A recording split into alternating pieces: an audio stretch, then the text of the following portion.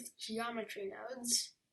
So I'm in Blender 3.0, but you can use 2.9.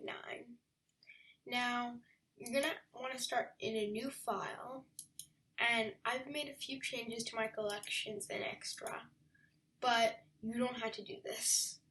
All you have to do is move the area and camera to a new collection by right-clicking in the menu and creating new collection and calling it maybe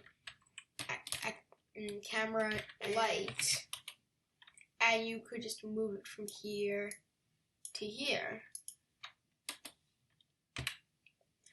And what we're gonna do is we're gonna turn it off for a second so we can just work on this cube. So now we're gonna go into this new geometry nodes tab, and what we're gonna do is we're gonna create a new geometry nodes project. And now we're gonna create a subdivision surface to the cube. So you just add in a node and look up subdivision surface. And now we're gonna just plug it in between both of these. And now we have a subdivided cube. And we're going to use this original cube for our tower. One thing that you should do is plug these nodes into this group input. Now what this does is it lets us control these values from the modifiers tab, which means if I want to control the level, say level 2, level 3, level 4, I won't have to, once we have so many nodes, I won't have to like scurry throughout the entire node setup to find it. It'll be way easier. Now we're just gonna shade smooth, turn the level to something like 2. And what we're also gonna do is we're gonna go to this overlays tab, and we're going to turn on something called Wireframe. I like doing this because it just helps me understand the mesh better. So now we're gonna create something called a crease. It's gonna crease it.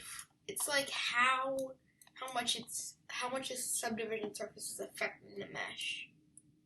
So maybe you're gonna have your crease at like 0.4, and that seems to work pretty well. We're actually probably gonna turn the level up to 3. Yes, to get extra detail. Now what I want to add is a roof to this castle.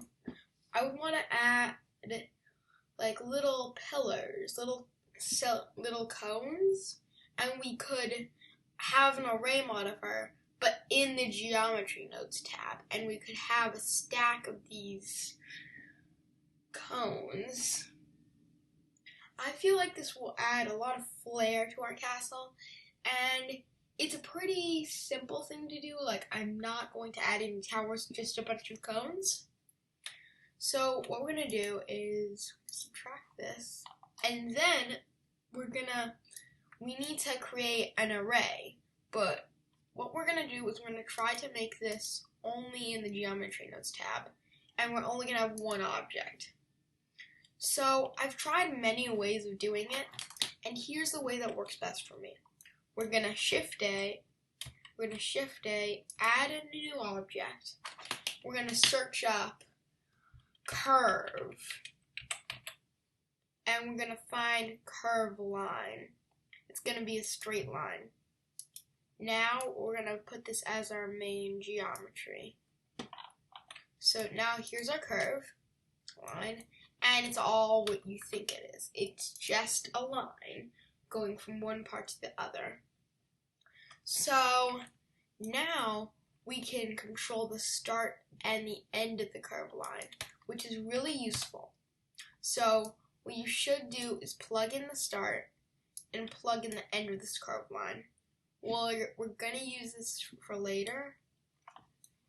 And now we want to have the cones as a particle system on this line. And this is how we make our array without actually using a modifier. So we're going to create something called a particle system. Now it's gonna be like hair, putting an instance of an object on this line. So we won't need the start. We just need the end. That is a mistake. Now we're going to do something called instances on points. We're going to do something called curve to points.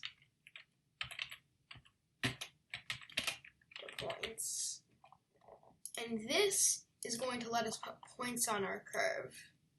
And that's really useful. So now they're just a bunch of big diamonds, but that is the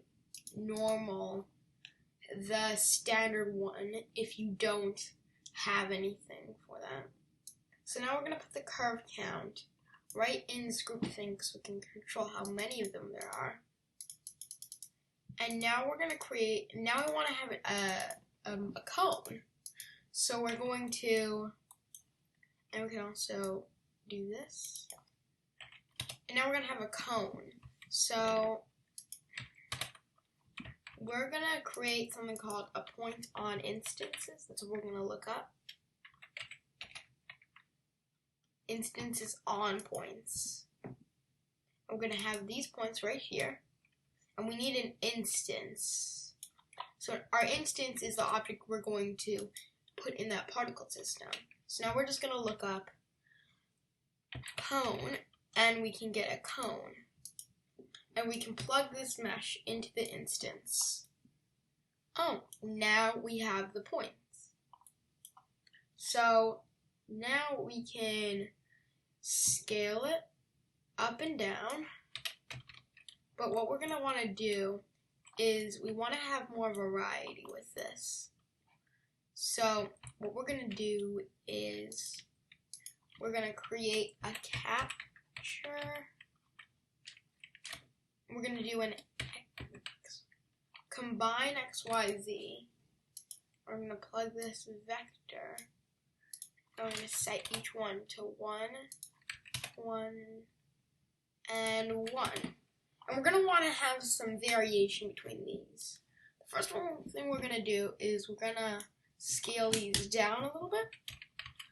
Then we are going to create something called a random value. This is going to let us control the scale of the cones as a random amount. So we can now put this into the z, and we can change the value of that. So we can now put this min. We're gonna put these 3 things in the counter to be able to change it here. And we're gonna change the min max. We are gonna change the min max value till it looks a little bit more appealing. And let's change the seed a little bit. Okay, that looks pretty good. Now we're gonna do this again, and now we're gonna do this. We will do this again and change the random points to value. So put these in for both of the x and y, so we have equal scaling. So do the same thing as you did before. Put in the min-max into the group value.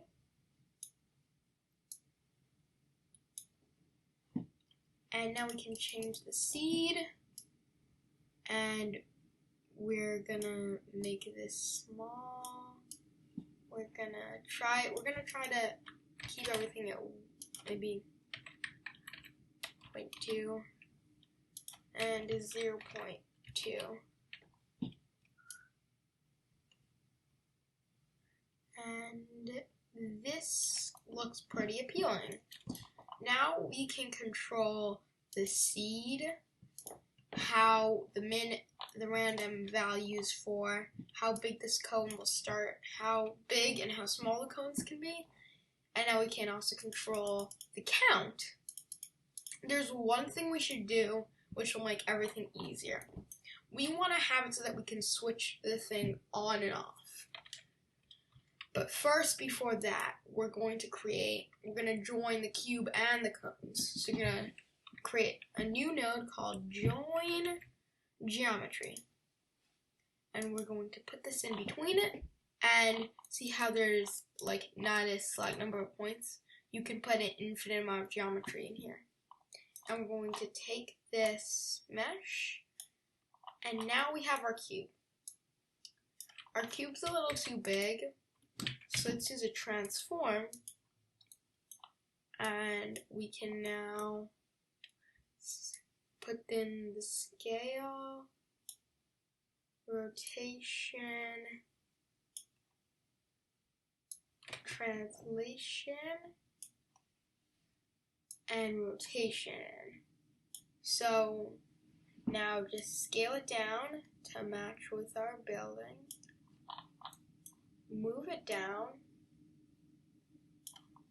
And one good tip is when you're moving it, hold and then click shift when you're doing it to make it a little bit easier.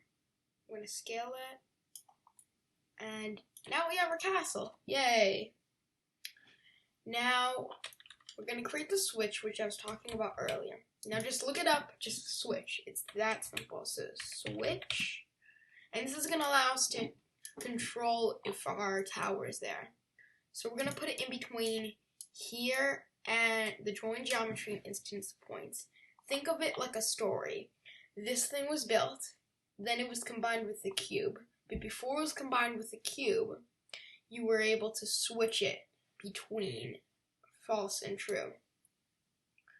So we're going to put this in, and now we can control it. Put it in the group input, and if we turn to 1 off, 0 on.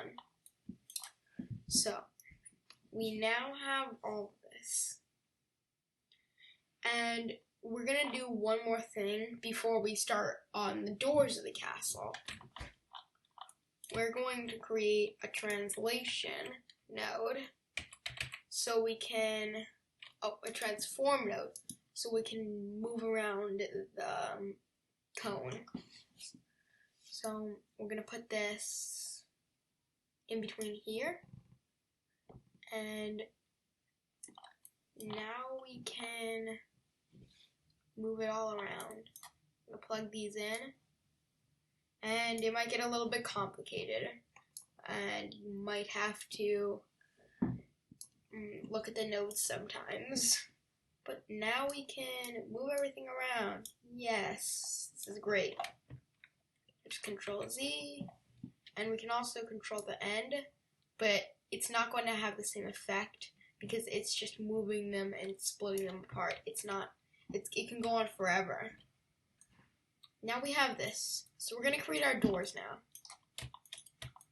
So now for creating the doors, we're going to add in a cube separately. What we're going to do later is we're going to use an instance of this cube that's going to be a door, and we're going to boolean it out of the cube. So we'll just move this on the x-axis, and to make it look like a door, we're going to add a subdivision surface, and we're going to shade it smooth. So now we're going to change the scale on the y-axis and scale on the x-axis to make it look more like a door. But it still looks like a ball, so we're going to add in a loop cut by using Control R and left clicking. And now I can move it down, and it's already kind of looking at like a door because it's going up and then shrinking at the end. We're gonna move it here, and that doesn't seem to work, so we're going to Control R, and now we can keep adding a little more geometry in. But yes, this is our door now. It looks pretty good. And that's the end of this first part. In the next part, we're going to add stairs, and we're going to boolean this door out of this building so we can add doors. See you next time.